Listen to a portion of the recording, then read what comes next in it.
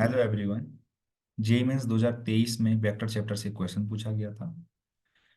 इसमें हमें तीन गिवन वेक्टर हैं, ए बी और सी। आर एक अननोन वेक्टर है जिसके लिए हमें यहाँ पर दो रिलेशन दिए हुए हैं और हमें 25 × आर के मैग्नीट्यूड का स्क्वायर का वैल्यू फाइंड करना है। राइट। तो चलिए, सबसे पहले जो रिलेशन दिए गए हैं हम वहां से स्टार्ट करते हैं किसी भी क्वेश्चंस को। तो यहां पर इसको लिखा जा सकता है r cross b minus c cross b equal to 0। अच्छा। जीरो वेक्टर है ये, है ना।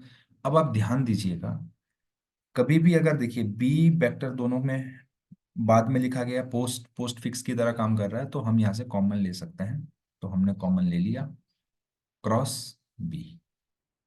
अब यहाँ पर ये भी एक वेक्टर है, ये भी एक वेक्टर है, और दो वेक्टर का क्रॉस प्रोडक्ट करके कितना आ रहा है हमारे पास? 0 के बराबर आ रहा है। तो यहां पर तीन पॉसिबिलिटीज होती हैं। तीन पॉसिबिलिटीज क्या हो सकती हैं? या तो r minus c equal to 0 हो जाए, या फिर बी इक्वल टू 0 हो जाए, बी वेक्टर इक्वल टू 0, या फिर ये दोनों पैरेलल हो जाएं। क्योंकि जब दो वेक्टर पैरेलल होते हैं तो उनका क्रॉस प्रोडक्ट 0 के बराबर होता है। ठीक है।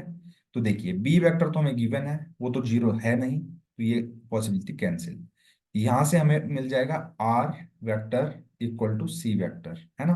तो क्या ये पॉसिबिलिटी हो सकती है? तो आप यहाँ पे ध्यान से देखिए, r vector dot a vector, इसका वैल्यू 0 के बराबर है। अगर आर की जगह आप सी रख देंगे तो c dot a vector equal to 0 हो जाएगा।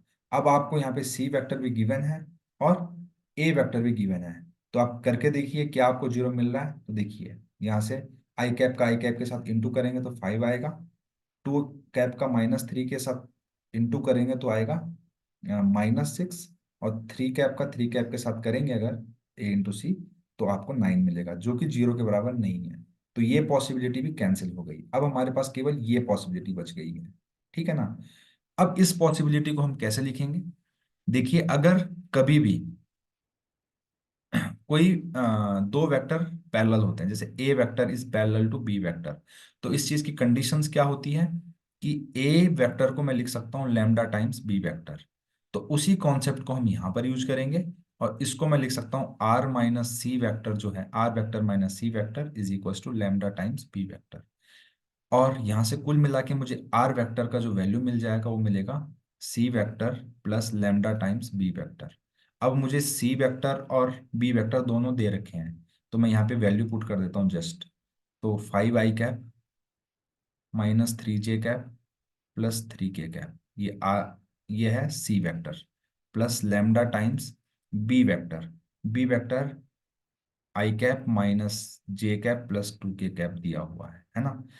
अब मैं क्या करूं, अगर मैं कंबाइन करूं आई कैप जे कैप और के कैप को, तो देखिए यहाँ से 5 i कैप आएगा, यहाँ से लेमडा आई कैप आएगा, तो r vector equal to 5 + λ i cap -3, और यहाँ से -λ, तो -λ+3 j कैप आ जाएगा।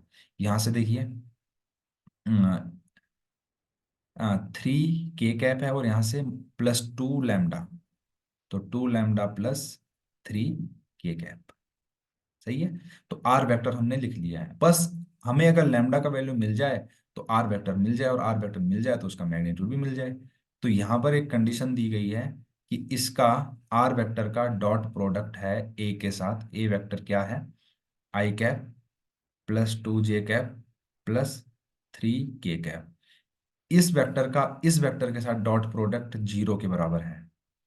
आप देख सकते हैं यहाँ पे ये रिलेशन, इस रिलेशन को यूज करेंगे लैम्डा की वैल्यू फाइंड करने के लिए, है ना। अब ध्यान से देखिएगा आप, है ना। कभी भी जब दो वेक्टर का डॉट प्रोडक्ट किया जाता है तो आई कैप को आई कैप से इंटू करते हैं। तो आई कैप को आई कैप मतलब आई कैप का कोएफिशिएंट और आई कैप का कोएफिशिएंट आ जाएगा, यानी 5 + λ। इसको इससे इंटू करेंगे तो आएगा -2 टाइम्स λ+3। इसी प्रकार से इसका और इसका इंटू करने पर हमें मिलेगा 3 टाइम्स 2 λ+3। ये है 0 के बराबर। राइट। ये 0 के बराबर है। अब देखिए, इसको हम करेंगे सिंप्लीफाई, -2 λ +6 λ -2 λ और यहाँ से आएगा लैम्डा। यहाँ से हमें 5 मिलेगा, यहाँ से -6 मिलेगा, यहाँ से +9 इक्वल टू 0, है ना। अब देखिए 7 लैम्डा -2 लैम्डा यानी 5 लैम्डा, और यहाँ से मिल जाएगा हमें 9 5 14 6, 8 से 14, क्या ये सही लिखा गया है? ठीक है। यहाँ से हमें +8 इज इक्वस टू 0 आ जाएगा। तो यहाँ से हमें लैम्डा की वैल्यू मिल जाएगी, है ना। लैम्डा की वैल्यू अगर मिल जाएगी तो हम फिर आर वेक्टर को लिख सकते हैं। तो लैम्डा का वैल्यू -8/5 हो जाएगा। इस वैल्यू को मैं यहाँ पर रख दूंगा, है ना, आर आर वेक्टर की जगह पर। तो मुझे क्या मिल जाएगा, आर वेक्टर इक्वल टू 5 -8/5। इसी तरीके से यहाँ पे रखूंगा, यहाँ पे आई कैप भी लिख लेंगे, minus -8/5 +3 j cap +2 -8/5 +3 k cap, है ना। चलिए, अब मुझे वैल्यू निकालना है 25 और इसके मॉड के स्क्वायर का वैल्यू। अगर इसको सॉल्व करोगे, 5 × 5 = 25, 25 में से 8 चला जाएगा अगर तो कितना बचेगा, 17, 8 7 15, तो 17/5 आई कैप। यहाँ पे क्या मिलेगा, 5 × 3 = 15, 8 7 15, तो -7/5 j कैप। और जब यहाँ पे हम फाइंड करेंगे तो 5 × 10, सॉरी, -16, 5 × 3 = 15, -k/5 आ जाएगा, है ना। सबके अपॉन में 5 है तो 1/5 को कॉमन ले लीजिए, 17 I cap -7 j cap -k cap आ गया, है ना।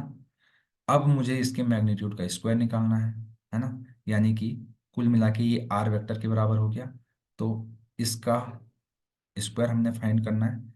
तो इसका स्क्वायर जो होगा होगा 1/25, और इसका जो होगा उसको हम लिख लेते हैं √17 का स्क्वायर +-7 का स्क्वायर और +-1 का स्क्वायर का होल स्क्वायर, और इनटू में है 25। तो पहली बार 25 से 25 तो कैंसिल हो गया। 17 का स्क्वायर 289 +49 +1, है ना। स्क्वायर्स ये और कैंसिल हो गया, है ना। 9 9 18 और 1 19, 1 8 4 12 और 1 13, 3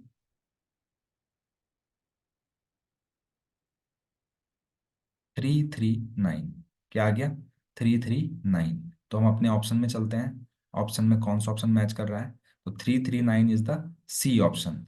तो यही हमारा आंसर है इस क्वेश्चन का।